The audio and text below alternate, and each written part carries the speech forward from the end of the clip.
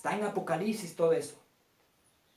Dice la palabra, pero vosotros tenéis la unción del Santo y conocéis todas las cosas. Ellos tienen la unción del Santo. Ellos, la iglesia que está aquí narrando, no las iglesias y las religiones de ese tiempo. Si alguien tiene la unción del Santo, pues el Señor le dice, salid de en medio de ellas y no toquéis lo inmundo, dice el Señor. Y yo os llevaré a un mejor lugar y seré para vosotros el Dios y ustedes serán para mí mis hijos, dice el Señor. Escrito está. En el libro de Primera de Juan, capítulo 2, 24 al 25, lo que habéis oído desde el principio, permanezca en vosotros. Si lo que habéis oído desde el principio permanece en vosotros, también vosotros permaneceréis en el Hijo y en el Padre. Y esta es la promesa que Él nos hizo, la vida eterna. La vida eterna es solamente para los que permanecemos en lo que se dijo en un principio. Déjeme decir algo. Romanos capítulo 16, versículo 17 al 18, dice la palabra, mas os ruego, hermanos, que os fijéis en los que causan divisiones y tropiezos en contra de la doctrina que vosotros habéis aprendido y que os apartéis de ellos. Pero no de la doctrina que ustedes han aprendido en las religiones, en sus denominaciones. Sino, está diciendo esto aquí, a la iglesia verdadera, a la iglesia primitiva, a los que sí guardaban la unidad de la fe, a los que sí estaban inscritos en el libro de la vida, a los santos hombres que recibieron la salvación y obedecieron el evangelio. A ellos les está diciendo, mas os ruego que, hermanos, que os fijéis en los que causan divisiones y tropiezos en contra de la doctrina que vosotros habéis aprendido y que os apartéis de ellos. Si usted pertenece a la iglesia de Jesucristo, cuya sede está en los cielos, usted debe de apartarse de todos aquellos que causan división, pero de los hermanos de la iglesia verdadera de Jesucristo. Miren, si las iglesias de ustedes se dividen, podrán usar este texto para decir, ay, apártate del hermano que está dividiendo nuestra iglesia. A mí me vale un pepino que se dividan esas iglesias. Pero la iglesia de Jesucristo, que está aquí, esa debe permanecer hasta el último. Y esa permanece santa, permanece sin mancha. Es la iglesia santa y sin mancha. Esa nunca se ha dividido. Ustedes, todas esas religiones y todas esas denominaciones son los que se apartaron. Y hubieron personas que causaron división 100, 200 y 300 años después de Cristo. Se levantó el emperador Constantino. Ahí es donde que se dañó todo. Se dividieron de la iglesia verdadera y formaron el catolicismo. Y luego, Martín Lutero salió dividiendo la iglesia católica. Eso ya no le tomo en cuenta. Para mí más vale. Y más castigo recibirán los que dividieron la iglesia de Jesucristo. El que divide estas iglesias, hay que felicitarle. ¿Por qué hay que felicitarle? Porque Jesús mismo dijo, la palabra mismo dice, y los apóstoles dicen, que hay que arrebatarles del fuego, hay que sacarles de ahí. Y dice, salid en medio de ellos, pueblo mío, y no seáis participantes de las plagas que os vendrán. Así es que si todas esas iglesias se dividen, déjeme decirle que esto no es obra del diablo. Es algo que Dios ya lo dijo. Y es por bien de ustedes. Para que ustedes aprendan la verdadera doctrina. Porque la verdadera doctrina no es de estar haciendo idolatría de un pastor, de un apóstol de estos tiempos. La verdadera doctrina no es de hacer idolatría de alguna religión. La verdadera doctrina es prestar atención a Jesús y obedecer lo que Jesús dijo, no lo que dicen estos engañadores de este tiempo. Porque tales personas no sirven a nuestro Señor. Sí, todos estos de estos tiempos, dirigentes, pastores, apóstoles, lo que sea que sean, no sirven a nuestro Señor Jesucristo, sino a sus propios vientres. Y con suaves palabras y lisonjas engañan a los corazones de los ingenuos. Esto está pasando. Mire estos tiempos. Ha venido un juicio tremendo sobre el mundo de parte de Dios. ¿Y sabe qué? Muchos predicadores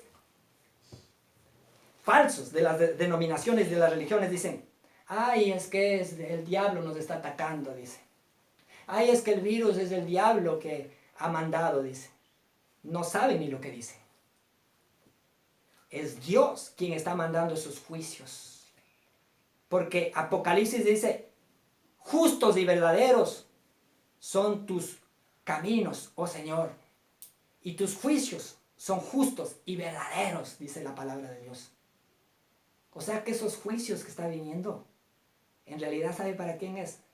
No es para el mundo perdido, pecador, ignorante. Esos juicios son para ese que se dice pueblo de Dios, pero no lo son.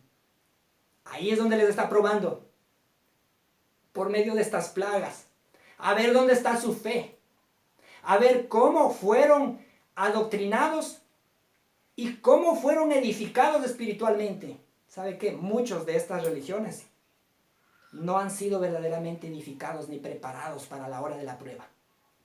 Pero déjame decirte que los que oyen la palabra de Jesucristo están preparados para la prueba. Prueba que vengan. Por eso dice el salmista: no temeré mal alguno. Aunque ande por valle de sombra de muerte, no temeré. Porque están confiados en las promesas de Dios y solo saben que necesitan estar en santidad, en paz delante de Dios. Y ni plaga tocará tu morada. La palabra de Dios dice también: tales personas no sirven a nuestro Señor Jesucristo, sino a sus propios vientres. Así es. Y ahora muchos de ellos están en una prueba terrible en esta cuarentena. Ya estamos de esta pandemia llegando a culminar la cuarentena, los 40 días aquí en el Ecuador. Y muchos pastores estaban desesperados sin saber ya qué hacer. Porque ellos estaban enseñados que a sus denominaciones lleguen toda la gente y dejen los diezmos, dejen las ofrendas, hagan los servicios diarios. Para ellos ese es su negocio. Pero en estos tiempos, ¿sabe qué? Ellos no sabían qué hacer. Ya acudieron al internet, abrieron sus páginas para predicar por internet. Y por internet tratar de no perder un alma, ¿no? Llamar a cada ovejita, a cada miembro de sus religiones y decir: hermanos, verán, oirán la transmisión, vamos a transmitir en vivo, estarán oyendo, ¿no? Pondrán un like. Eso están haciendo ellos. Y muchos incluso, por internet, ¿qué es lo que están haciendo? Hermanitos, ya le hemos dado la palabra de Dios es el alimento del espíritu, el obrero es digno de su salario, hermanitos, ahí les anoto la cuentita donde ustedes van a hacer los depósitos de las ofrendas y de los diezmos. No se olviden que el pastor también come. Miren, no sirven al Señor sino a sus propios vientres. Contra todo eso el Señor me ha dicho que yo tengo que profetizar y hablar y no callar. No temas, me ha dicho el Señor. Habla todas estas cosas, todas estas injusticias. Ojalá si oigan ellos, se arrepientan, y así oigan también los que asisten a estas denominaciones y salgan de medio de ellos y empiecen a hacer lo que ustedes están haciendo.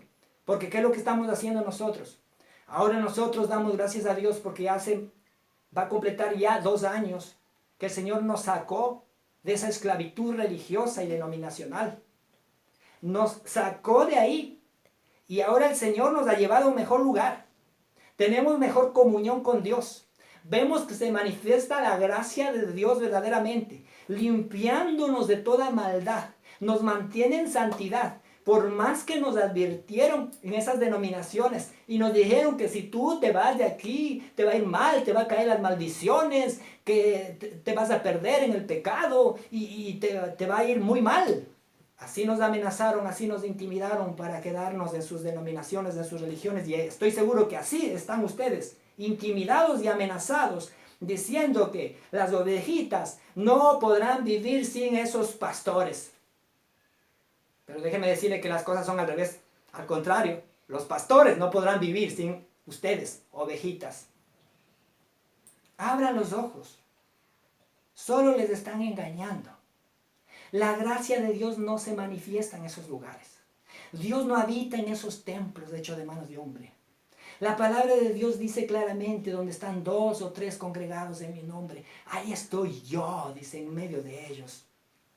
Debemos oír la voz de Dios, la voz de Jesucristo. Hechos capítulo 7, seguimos, ¿sí? Hechos capítulo 7, versículo 46. Dice la palabra: este halló gracia delante de Dios y pidió proveer tabernáculo para el Dios de Jacob. ¿Sabe de quién está hablando? Está hablando de Salomón. David halló gracia delante de los ojos de Dios. Un varón conforme al corazón de Jehová. Él llegó a ser prosperado por Dios. Qué hermoso. Se sintió tan halagado. Llegó a ser el rey de Israel. Tuvo mucha riqueza. Tuvo muchas bendiciones. Pudo hacerse una casa hermosa él, de puros cedros, de la mejor madera de esos entonces, la mejor casa. Y en su corazón le dolía y decía: oh, el tabernáculo de reunión, que es solamente de baranditas, de telas, y es desarmable. Y el arca, andado siempre errante por los desiertos, por todos lados. Yo tengo casa, pero el arca de Dios no tiene una casa. Dios no tiene una casa. Entonces en su corazón estuvo él, dijo: yo le quiero hacer una casa dedicada para Jehová. Pero el Señor no le permitió. Dice la palabra, ¿que le permitió a quién? Este halló gracia delante de Dios y pidió proveer tabernáculo para el Dios de Jacob. Mas Salomón le edificó casa. Sí, Salomón le edificó casa para Dios. Pero, cuidado, no caigamos en un error en estos tiempos. Dice: si bien el Altísimo no habita en templo hecho de mano, como dice el profeta. Tomemos en cuenta esto. Sí, David le hizo una casa, le hizo un templo. Perdón, Salomón, su hijo, lo hizo. Pero no confundamos las cosas. David dijo: voy a hacerte una casa. Dijo: no, tu hijo lo hará. Ah, bien, qué bien, yo proveeré todos los materiales. Pero Jehová le aprobó y le dijo: sí, está bien, haz casa. Le agradó la idea. Y dice: el cielo es mi trono y la tierra el estrado de mis pies. ¿Qué casa me edificaréis?, dice el Señor, como quien tal vez riéndose un poco, ¿no? Yo no necesito casa, ¿qué casa me edificaréis?, le dijo, ¿no? ¿O cuál es el lugar de mi reposo? ¿No hizo mi mano todas estas cosas de este universo? Y dice el Señor, el apóstol Pedro les dice a toda esa gente que ya después de todo esto que sucedió, empezaron ellos también a edificar su templo y empezaron otros también a pensar, a hacer algo para Dios. Les dijo: duros de cerviz e incircuncisos de corazón y de oídos, vosotros resistís siempre al Espíritu Santo, como vuestros padres, así también vosotros. Dios no habita en templo hecho de mano de hombre. Duros de cerviz. La palabra de Dios también nos muestra en Hechos capítulo 17, verso 23 al 25, porque Pablo entró a una ciudad idólatra, donde que eran acostumbraditos a hacer templos, altares para sus dioses, acostumbrados a hacer todas estas cosas para sus dioses. Eso era una idea pagana que venía desde muchísimo tiempo atrás ya. Hacer templos, hacer altares, hacer todas esas situaciones. Era ya algo acogido de las costumbres paganas. Porque pasado, dice, por eso dice Hechos capítulo 17, verso 23, porque pasando y mirando vuestros santuarios, allí también un altar en el cual estaba esta inscripción. Mire, había un altar, toda esa gente pagana, esa gente idólatra, habían hecho también un altar para Dios. Pensando que podían hacer un altar así como hicieron para los ídolos, podían hacer también para Dios. Al Dios no conocido, al que vosotros adoráis, así estaba esa inscripción ahí, en ese altar. Y Pablo les dice, al que vosotros adoráis, pues sin conocerle es a quien yo os anuncio.